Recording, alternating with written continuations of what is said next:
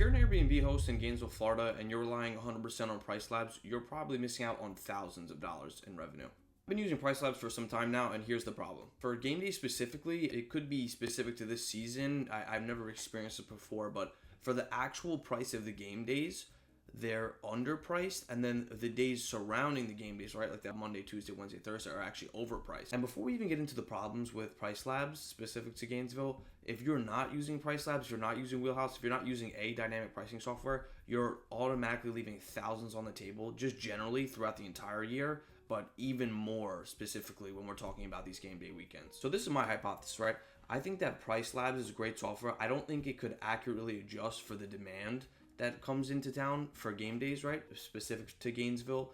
So for example, when your base price is $150, right, throughout the entire year, and a game like, I actually had this happen, the Miami game last year, Miami was at home for the first game. This listing base price was around $150, maybe it was $140. We had people spend $1,500 for 2 nights, right? So that's like 1,000% increase. PriceLabs does a pretty good job. I've even seen it go up like 600% at sometimes, but still, you're still 400% less than what people are willing to book at, right? So what happens is you are underpriced for these large games, right? It gives you a better chance than you would if you don't use it, right? Like a lot of people don't use any of that software. They raise their rates, $200, $100, and they get a $300 booking. They're very happy about that, right? Meanwhile, they only got booked because you were quite literally the lowest person in the entire market, right? So let's just establish that. But you do still get a better chance if you use dynamic pricing software. But for those that are using it, you're still missing out on some money. And another very specific thing I'm learning as of this season, right? So PriceLabs, it's underpricing the actual days of, right? Like the Friday, Saturday, whatever. But then it's recently added this thing where it says a pregame for these games, right? So like it'll raise the rates on Wednesday and Thursday as well to like, $500, $600. And I'm sure there are bookings that are 3 days, right? Like I have 2 bookings for these weekends for some games that are 3 days, right? But my guess is that a majority of the market is not going to be like that. And there's even people that are only booking 1 days, right, for a specific game. So there's a lot of variables with these games, right, depending on the team. So do the fans travel for this team is what I'm trying to say. Are the teams ranked well? Right? Like you guys know. If you don't know, I barely know. I just know from pricing these and seeing the astronomical rates that go up, right? But just generally, teams and fans, different fan bases are different, and they'll travel or spend more or less or yada yada yada. Okay, so I'm going to show you an example. So this is what I'm talking about. This is my sunken home. There are some caveats to this just because we did launch this listing very recently, like in July, late July, or maybe this is the start of July. But I'm showing this on purpose because all of the manual price adjustments, and you probably should do manual price adjustments anyway, generally, but these were like way early on that I had to do this. Like this Thursday, for example, right? What I was talking about previously, right now it says college football at Ben Hill Griffin Stadium, right? Before it said like pregame, and it was like inflating the Wednesday as well as the Thursday. I think now they're just batching it into college football for all 3 days. But what I was talking about also generally, right? Some people are going to book these 3 days, but I would say that the majority is just going to do Friday, Saturday. And I'm even having games where people are only booking the weekdays, right? Like that first game, I could only do 1 day. People from like USF would only do 1 day, which makes sense based on the fan bases, other variables to consider, right? So it's a little tricky, but basically what I'm saying is right here, right? I had this price was so overly inflated that I had to set a max price because I was like, okay, there's no way someone's going to pay more than $500 for a Thursday, right? Maybe if you batch it into the whatever, you give a discount and you're cool. But yeah, I guess I did have that. So, and I wasn't cool because it didn't get booked, but whatever. Yeah, so this is what I'm trying to illustrate. That's what I'm talking about. So same thing for like Sundays, right? Generally Sundays is a hard day to get booked. I'm not too sure if that's everywhere. I feel like it would be everywhere. I know in Gainesville specifically, I'll have like the entire calendar booked other than like the 3 Sundays, which is always hard. So like you're seeing here, right? Like even on this, it's at $182, right? I'm not too sure. Generally $182 for a Sunday, I just feel like it's too much. I don't see a lot of people booking at that price point. And again, maybe there's specific factors. Maybe there's things to consider: the house, the amenities, where it's located, how it's decorated. There's all other things to consider. But to me, I would say that this is just too expensive, right? Just generally what I know about Sundays in general. Same thing for these weekdays, right? Like it is not reflecting now because we're so close to it, and fortunately I do like last minute discounting and I have other stuff in systems, and then obviously I manually price them. But even here, like Monday, right, we're seeing $180. You know, September is a notorious slow time for travel in general, right? So we're kind of picking up a little bit now. It seems that some listings that have been showing this. We also may have some economic stuff going on. I think people are a little hesitant to spend generally anyway. But basically, my point is, the price that is being recommended through PriceLabs, I am half that, right? And it already took 50% off, right? Like, so you see the seasonality is up 60%. Demand factor didn't account to it. And then it already has a 55% last minute discount, right? And then I'm still discounting it another 50% because obviously it's still empty, right? So basically what I'm trying to drill home the point is that PriceLabs, I think maybe they're trying to adjust for the super high demand of the Friday Saturdays, and maybe they're trying to like spread it out to the weekdays as well. I'm not really too sure. Here's another example, right, for this home game that's coming up. I think it's Mississippi or something. I'm not too sure, but as you can see, right, PriceLabs, forget the last minute discount. Before you even put the last minute discount on, it's at $800, right, which is, I mean, I guess it's yet to be booked, so maybe it is accurate. I'm not really too sure, but my guess, I did just lower these today though too, but my guess is that 800 is too low, right? That's just my inclination. So yeah, that's what I'm trying to prove, right? So like the weekdays are definitely overpriced, right? Like look, it's originally pricing this Thursday at $555, and it's like, okay, if I can't get the main day booked at 1,000, like how am I going to get the Thursday at half of that, right? So it's a little bit inaccurate, I'm finding. I do lower it just as a safety, right? Because, you know, at the end of the day, what do you really know? I don't know. This software probably has more information. I mean, it most definitely has more information than me, right? So I'll still drop it, not to as low as I personally feel, but just in case, right? Just to catch the, you know, the ignorance tax, whatever. But basically, I'm just trying to show this.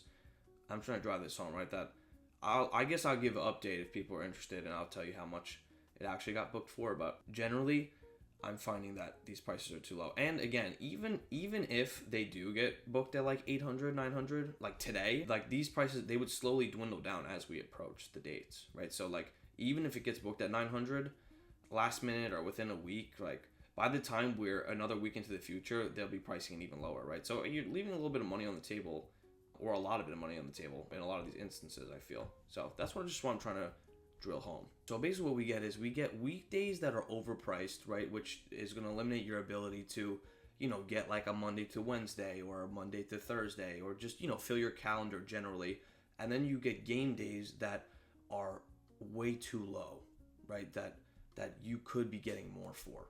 Another very niche thing about these football games, right, that I'm learning is that there's groups that'll spend a lot of money very early, right? Like way far in advance, right? So you might set your rates to, you know, 2,000, what at 15, whatever you want to set them, right? Let's just say 2,000, right? So you set your rates 2,000 3 months, 4 months prior. There are people that will book that, right? We had multiple people that will book with that much time in advance, right? Because for these big groups that you need a plan, you need to figure these things out, right? So that'll happen. My problem or my issue with this season was that as they didn't get booked, right? There were some listings that I started in like late July, other things that I started managing later that I didn't have that lead time, right? So what we do generally is discount days as they get closer, right? Because if nobody's booked for tomorrow, I can't have it at my normal rate. Like I need to incentivize someone to book, right? So I would inaccurately adjust the prices and chisel at them and keep getting lower and lower and lower to a rate that, you know, I didn't know at the time, but was way too low, right? And I know they were too low now because now, you know, in hindsight, these dates did get booked and they did get eaten up at a rate that I didn't expect them to, right? So I had originally discounted them pretty heavily, not anything like crazy where you were getting, you know, $150 for a night, but way lower than what should be expected, right? And it wasn't until actually one of the hosts that I'm managing for, he was like, hey, this is probably too low. Like people will probably travel, people will probably do this, blah, blah, blah. And I was like, all right, so let's try it. And then it actually got booked. So it actually got booked at higher than what I would have left it at on PriceLabs after I discounted, right? So basically we're at two important things, right? One, generally far in the future, PriceLabs will undervalue the actual game days and then overvalue the weekdays, right?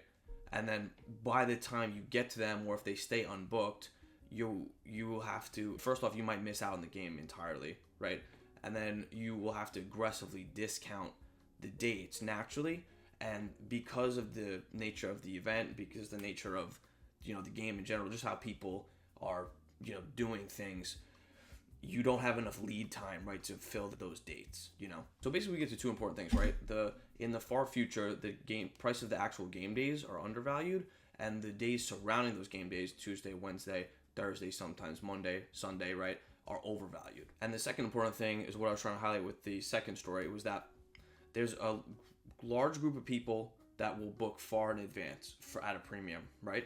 And then as you get closer to the date, there's not so much activity, maybe there's not so much going on, but then maybe it's like 30 days to maybe a little bit past that from the actual game, then there's a whole nother group of people that are actually actively looking to stay, right? So you can get almost the same price, if not a little bit less, for the very far in the future people as the people like 30 days out, 45 days out, right?